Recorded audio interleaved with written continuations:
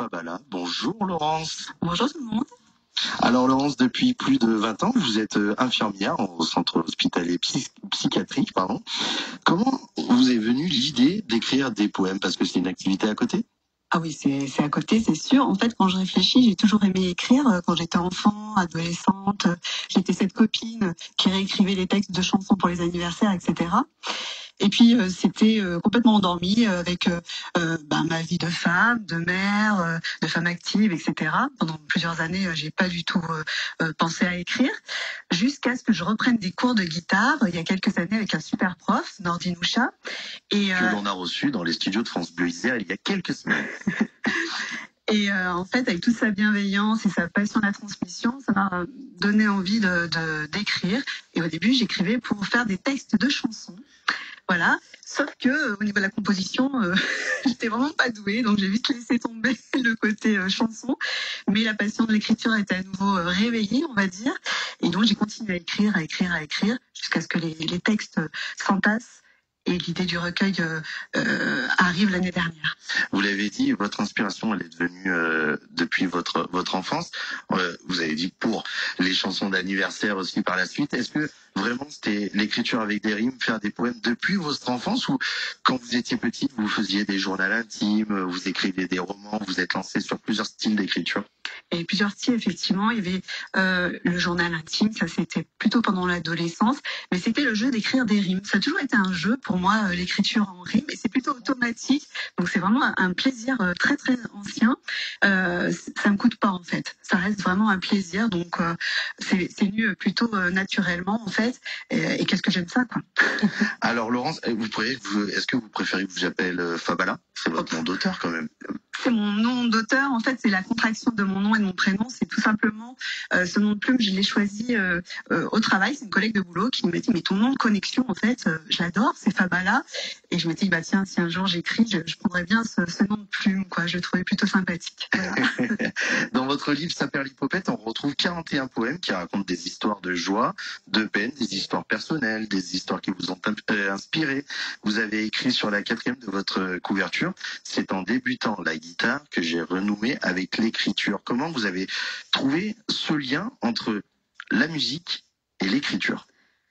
Je crois que c'est venu libérer le côté créatif. Vraiment, on y va, on se lâche. Il y a un côté un peu de s'occuper de l'enfant intérieur, de le faire rire et de lâcher prise, tout simplement. Et je crois que c'est comme ça que c'est venu progressivement, en le laissant vivre, et puis on se dit, allez, on y va, quoi, on se lâche un petit peu, et puis on voit ce qui se passe. Quand vous avez commencé l'écriture, est-ce que vous vous êtes dit, bon, un jour, je sortirai quelque chose, ou c'était vraiment au début, bon, j'écris parce que c'est vraiment une activité qui me passionne? Uniquement passion. Je pensais pas sortir quelque chose. Je pensais plutôt donc aller vers la chanson et pas du tout vers un livre. Et puis ça, c'est venu progressivement en me disant, mais zut, qu'est-ce que je vais faire de tous ces textes qui dorment dans un tiroir, quoi. C'est quand même un peu dommage. Je commence à en avoir un tas. Et puis je me suis fait entourer, bien conseiller aussi. J'ai demandé, parce que j'avais d'énormes doutes. En même temps, ce sont des textes qui parlent de moi, de mes pensées, donc c'est vraiment intime, hein. C'est ce petit coin de solitude. Il y a eu le soutien de l'entourage qui vous a poussé à sortir ce livre? Alors, pas vraiment de mon entourage familial, mais plutôt amical, effectivement. Et surtout, j'ai demandé conseil à des professionnels, donc mon professeur en question. Et aussi, j'ai eu cette chance d'être accompagnée par Mike Dinka, qui est le chanteur de Sinsemia et qui a sorti 2 livres, qui a écrit également une centaine de chansons. Donc, c'est vers lui, en fait, que j'ai demandé plus de conseils et son avis. En fait, on a commencé à s'écrire via les réseaux et il m'a fait des retours qui étaient très positifs. Et ça m'a encouragée. Du coup, le jour où je me suis posé la question, je suis allée vers lui, naturellement, je me dis, qu'est-ce que tu en penses? Est-ce que c'est une idée complètement folle qui tiendrait pas la route? Il me dit, mais vas-y, quoi. Enfin, il m'a complètement décomplexé. J'ai dit, bah allez, on va tenter. Bon, alors, naturellement, quand on demande à un artiste, est-ce que ça serait bien que je me lance? On vous dit souvent, allez-y, quoi, faut foncer. Laurence, dans quelques instants, on va parler de vos poèmes plus en détail. Elle est auteur du livre Saperlipopette, disponible aux éditions Les 3 colonnes. Laurence, j'aimerais évoquer un poème avec vous. Vous avez partagé pour partager avec les auditeurs de France Bleu Isère, c'est celui qui s'intitule Charlie et Samuel. Il fait référence aux horribles attentats qui ont touché Charlie Hebdo et Samuel Paty. À quel moment vous avez décidé d'en parler, de ce poème, de le créer? de le penser? Je pense que c'était vraiment après le deuxième terrible j'allais dire, attentat, oui, sur Samuel Paty, parce que ça m'a beaucoup heurté. On était venu toucher à l'égalité à l'école. Donc ça a été violent pour moi. Je me suis dit, bah, tiens, si on imaginait toutes les personnes de Charlie qui se retrouvent quelque part, j'imagine une sorte de paradis, on va dire. Et puis s'ils discutaient avec Samuel, qu'est-ce que ça donnerait? Et voilà, l'idée, elle est venue de là, en fait, de se dire, tiens, si, peut-être qu'ils sont encore quelque part, et qu'est-ce qu'ils diraient aujourd'hui de ce qui se passe Peut-être qu'ils discutent ensemble là-haut. Peut-être, et du coup ils discuteraient, enfin c'est comme ça que je l'ai imaginé en tout cas, de leurs souvenirs et de se dire, tu te souviens avant quand même, on avait plus de liberté et c'était chouette de pouvoir parler librement sans avoir peur, et c'est plus vraiment le cas aujourd'hui. Voilà. Quand vous avez décidé d'écrire ce texte, tout de suite, vous n'avez pas eu de barrière à l'écrire tout de suite. Vous avez dit, je veux prendre aussi ma liberté et pouvoir en parler. Ça vous a libéré aussi quelque chose de personnel? Oui, je pense que c'est une forme d'exutoire, effectivement, de parler de ce qui me touche et de dire ça me met en colère et du coup je la sors quelque part, et c'est avec les mots écrits. Alors il y a un autre poème qui s'appelle Fais ce bouc. Je pense que vous auriez compris la référence au célèbre réseau social. Vous faites référence à l'importance que les nouvelles générations portent pour les réseaux sociaux. Je vous cite dans ce texte.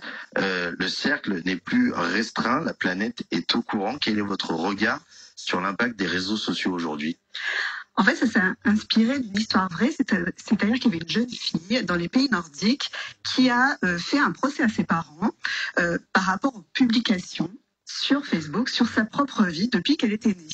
Et j'ai trouvé vraiment courageuse cette jeune fille. Quand elle a eu 18 ans, elle a dit à ses parents, stop, je veux plus ça, quoi. Je veux que ça disparaisse, je veux redevenir moi, et qu'on arrête de parler de moi sans que j'ai donné mon accord. Voilà, donc la base en fait de ce texte, c'était suite à un fait divers comme ça que j'avais appris. Les réseaux sociaux, il faut faire avec, je pense. Il faut plutôt aller vers l'éducation auprès de la jeune génération et bien leur apprendre à se protéger et à faire attention. Après, voilà, il faut quand même vivre avec son temps. Moi-même, la première, je suis quand même pas mal connectée, on va dire. Mais je crois que voilà, faut être plutôt éclairé sur tous les risques et sur le risque d'addiction notamment. Vous avez 2 enfants, Laurence, Inès et Noé. Est-ce que vous avez réussi à les protéger des réseaux sociaux depuis, quand ils étaient plus jeunes? Aujourd'hui, bon, ils sont grands, ils ont la liberté d'être sur les réseaux sociaux, mais c'est vrai qu'en tant que parent, quand on a des jeunes enfants, on est toujours un peu vigilant. Oui, alors, pour vous raconter mon histoire, moi je pensais vraiment être plutôt au clair avec ça et avec mes enfants, puisqu'on en parle librement. Et en fait, on a appris que notre fille aînée avait pris un pseudo quand elle était ado. Donc on s'est bien fait berner comme beaucoup de parents, c'est-à-dire qu'elle avait ouvert un compte sans nous en parler parce qu'elle savait qu'on n'était pas favorable. Donc, vous voyez, je suis plutôt mal placée pour en parler, mais quand on l'a su, par contre, on lui a dit, bon, ok, maintenant tu veux avoir ton propre profil, etc., mais est-ce que tu sais que le public entier, là, peut regarder tes photos? Enfin voilà, on a fait plutôt la prévention et on lui a expliqué qu'il y avait quand même certaines règles à avoir pour éviter de se mettre en danger, en fait. Alors, pour prendre votre défense, votre fille sur les réseaux sociaux, quand vous avez découvert, est-ce que vous avez pas découvert des surprises sur elle, sur ces réseaux? Non. Mais justement, on va en parler de vos enfants, Inès et Noé. Ils sont aussi cités dans votre livre de manière un peu... Alors, au début du livre, c'est adressé aussi à eux, certaines de ces histoires, de ces poèmes, notamment dans le poème « À nos enfants et 18 ans ». C'est pour les 18 ans de votre fils. Est-ce que les enfants, c'est une source d'inspiration au quotidien? Les enfants, ça bouscule tellement, ça change toute la vie. Donc bien sûr, c'est une source d'inspiration. Il n'y a pas que, mais pour pouvoir exprimer l'amour, en tout cas, oui, c'est une source d'inspiration, ça c'est sûr. Là, pour vous dire, mon fils va bientôt avoir 20 ans, donc je suis en train de réfléchir à une nouvelle lettre d'amour, on va dire, pour ce matin. Vous leur avez récité ce poème avant de le publier? Alors, je l'aurais pas récité oralement, mais en tout cas, je l'aurais envoyé. Donc, ils l'ont eu plutôt par écrit, avant tout le monde, évidemment. Oui, oui, oui. Eh ben merci Laurence d'être venue nous voir dans les studios de France Bleu Isère. C'est un vrai plaisir. Le livre Saperlipopette, disponible aux éditions Les Trois Colonnes. J'espère que vous avez passé un bon moment avec nous. En tout cas, nous, on a passé un très bon moment avec vous, Laurence. Bah, c'est super. Merci. Moi aussi, évidemment. Qu'est-ce qu'on est bien sur France Bleu Isère. Merci à toute l'équipe pour l'accueil et la bienveillance. Merci. Ben, merci à vous, Laurence. 16h25 sur